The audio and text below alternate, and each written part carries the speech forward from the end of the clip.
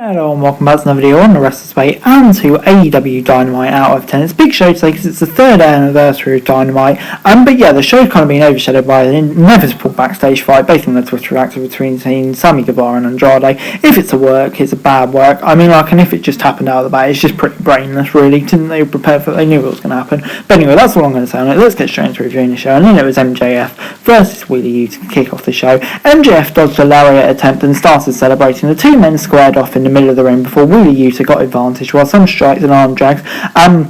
Yuta then hit a big drop kick and followed that up with a back suplex. A visibly shaken MJF then distracted the ref and pulled Yuta's trunks and hit a few stomps on his opponent before following it up with an Irish whip. The Salt of the Earth then taunted the crowd as he took advantage, and Yuta went for the German suplex, but MJF countered and got a 2 count. MJF then whipped Yuta across the ring, but the latter reversed it, and the Salt of the Earth then hit the turnbuckle instead. Yuta rolled him up for a 2 count before he hit 4 German suplexes on MJF. The latter then made a comeback with a powerbomb breaker and got a 2 count. Both men started slapping each other, but MJF got a cheap shot in before Yuta retaliated with an Insigari. Yuta and MJF then had a series of roll-ups, and the two got up at the referee's 9 count. Towards the end, Yuta went for the top turnbuckle, but MJF stopped him and tried for a powerbomb, but Yuta hit him and followed it up with a Hurricane Rana. After a brief back and forth, MJF applied the Salt of the Earth to pick up the victory. Post-match, Yuta and MJF were about to shake hands, but Lee Moriarty appeared and attacked the BCC member. MJF wasn't too pleased with this, but he took his Dynamite down range and hit Yuta before William Regal went to the ring wearing brass knucks, and MJF slowly retreated. MJF versus Regal, give it to us.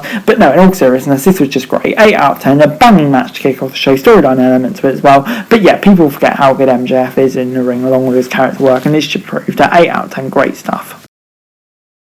Then it was time for Darby Allin versus Jay Lethal. Both men tried to get the upper hand without much success. They exchanged headlocks and hammerlocks before Lethal sent Allin outside. Allin then extended his hand to Lethal, but the latter kicked him instead and sent Allin to the corner. Lethal then got a big drop kick on Allin's knee and continued to work on his opponent's weakness. After a back and forth, Allin hit Lethal and recovered and continued to target Allin's leg. Darby tried to fire back with an elbow show, but Lethal hit an avalanche driven suplex. Towards the end, Allin hit an elbow strike and avoided the lethal injection before getting the Cobra for a 2 count. Sonja and Saturn came out. Lethal wasn't pleased. Allin hit a Hurricane Rana for a 2 count and followed out with a last supper for the victory. Post-match, Lethal and Allin had a handshake. Lethal left the ring with his stablemate as Allin celebrated. Possible Lethal face turn coming, it seems like. And yeah, I wouldn't be opposed to that. And on the whole, this gets a 7 out of 10 from me. Because it was really good match, interesting storyline dynamic as well. And Lethal turning face definitely appeals to me, I think. 7 out of 10.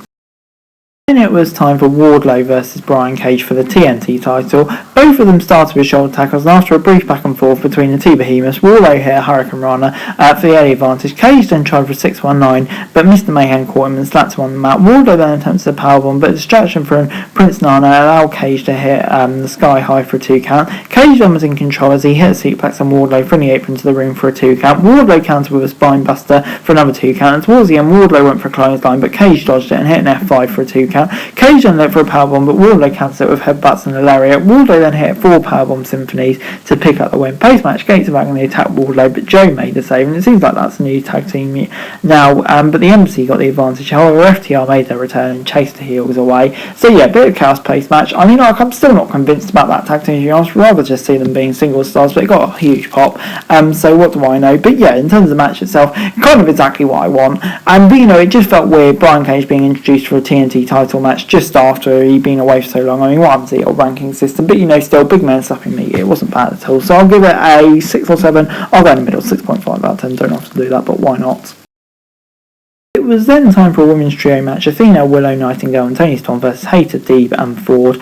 Jamie Hayter quickly tagged in for Nord to avoid facing Willow. Athena then tagged in. She and Ford hit a back and forth before the Fallen Goddess hit drop kick. She then hit a power slam for a 2 count. Ford managed to get the upper hand in a cheat shot before she tagged in Deeb. Athena then hit a crossbody drop and tagged in Toni. The interim champion hit a trio of hip attacks, but as a distraction from Hayter allowed Deeb to get the advantage. Deeb was then in control and hit the Indian Deathlock.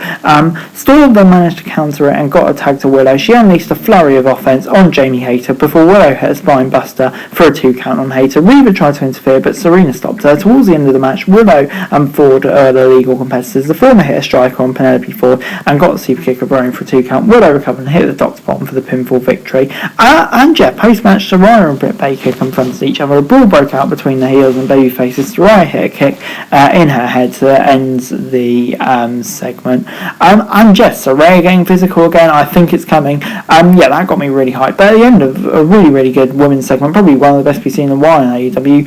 And more of this, please. Getting Willow Nightingale over. That's great because, I think she's really great. And it'd be good to see her get over. And Paige getting so physical as well. Looks like a match could be coming in. I'm so pleased about that. 7 out of 10. The Acclaim then hyped up National Scissoring Day to start a segment, and a huge echo chance for Billy Gunn. Anthony Bowens said they're the most popular and best homegrown tag team in AEW. He then added that the Acclaim had the best selling merch, and Bowens said that AEW stand for Acclaimed every Wednesday. He then stated that everyone loves the Acclaim before Gunn lifted Bowens a huge pair of scissors. Castle then spoke about Washington winning Super Bowl with his father on the team. Swerve Strickland interrupted and said that the only reason the Acclaim is the tag champion is because of Gunn. Strickland challenged Gunn to a match on next week's show. Sterling made an appearance and claimed the Acclaim needed him. Gunn, Caster and Bowens hit some moves on Sterling to end the segment. And this was just bloody chaos, and you know what, I absolutely loved it. The Acclaim is just so great. Swerve Strickland kind of playing that interesting heel face role, which I'm really enjoying. The Acclaim is just chaos, and I absolutely love this segment, to be honest. Roosh then took on Hangman Page, and both men exchanged heavy strikes at each other. Roosh then dodged a clothesline and distraction from Jose, hit on elbow strike on Page. He then choked Page with a cable from the camera. Roosh was in control, but Page fought back with some punches and a fallaway slam. Roosh then stopped him and sent him into the corner before Page countered with a plancha and followed up with a Death Valley driver for 2. Towards the end, Page was on the apron. Jose held his leg. Roosh then took advantage of a knee strike and a pile driver for a 2 count and was blasted open and went for a bull's horn, but Page countered with a buckshot lariat, picking up the win. Post-match, Mox came out and confronted him. Mox said he waited 3 years to face Page, and the anxious millennial cowboy was in his way of being the top guy. Moxie added he respects Page, but not inside this ring. Hangman Page refused to fight Moxie right there, but Mox said his mouth gets him into trouble like other kids in the back. He then gave his final warning before walking away. Really, really great promo. Really like to see more of the match because I like both of those two, but it's all about the promo here. And I thought it did a really, really good job, so I'm going to give it a 7 out of 10. Good stuff, and I just can't wait for that Moxie Page match.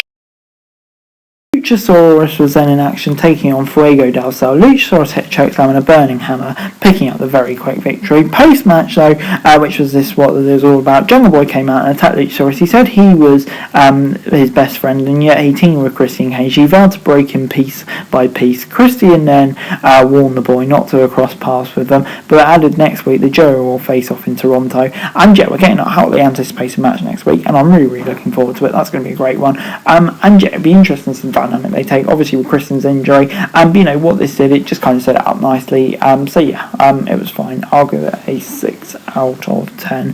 Before it was time for Daniel Garcia and Bryan Danielson versus Chris Jericho and Sami Guevara. Jericho and Garcia shook hands to start things off. Garcia then unloaded some shots before Guevara and Danielson were tagged in, and the latter hit an uppercut to get the advantage. Danielson then hit a double undercut suplex on Guevara and followed up with a Spanish fly. The two stars then collided in the middle of the ring before Jericho and Garcia were tagged in. They exchanged some heavy strikes before Garcia unloaded on Jericho with kicks. Garcia locked in a sharpshooter on Jericho, but Guevara hit a suplex on him. Danielson and Garcia then hit some elbow shots on their opponents before the latter hit a pile driver on the Spanish God. Towards the end, Jericho sent Danielson to the timekeeper's area, and Guevara hit the GTH on Garcia. Daniel and Garcia then recovered and applied the Dragon Slayer, but Jericho hit him with the ROH Championship. This led to Guevara getting a pinfall victory. Garcia is officially gone from the JAS. This gets a 7 out of 10 from me. I kind of had a weird feeling about this because obviously it's really, really good. Match was good, storytelling was good, and all of that. So love the main event really. And setting out to Jericho Danielson next week. But I guess I don't know. I still got some doubts over Sami Guevara. If Andrade was sent home and Guevara is getting the pinfall win at the main event, to me it doesn't make a lot of sense. Obviously I don't know what went on, but that did seem a bit weird to me. I'm going to go with a 7 out of 10 still. I think though. overall, AEW Dynamite this week gets a 7 out of 10 from me, I think. Yeah, I thought it was a really solid episode of Dynamite this week. Some really, really good stuff on there. I mean, it's kind of a really good show, Dynamite that we're used to, but it's still being overshadowed by all of the backstage stuff, which is a real shame. And yeah, I mean, it just kind of needs to stop on the resource of it, to be honest. But anyway, guys, that's it for the video. Thanks very much for watching. Remember to like, share, subscribe, don't forget to comment down below, and follow this is the show for daily wrestling news, and subscribe to my channel on the screen, that would be greatly appreciated. Thanks very much for watching. Peace out.